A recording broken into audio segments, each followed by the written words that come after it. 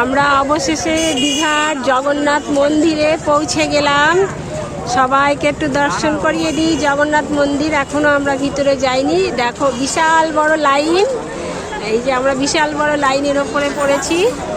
এই দেখো মন্দির, বাইরেটা দেখো, বাইরের থেকে দেখাচ্ছি। এই যে দেখো, এই দেখো জগন্নাথ মন্দির। আর দেখো কত ভিড়, দেখো কি ভিড়, আর কত বড় লাইন দেখো। এই যে মন্দিরের প্রবেশ পথ, মন্দিরের প্রবেশ পথ, আর এই যে লাইন দেখো, বিশাল লাইন।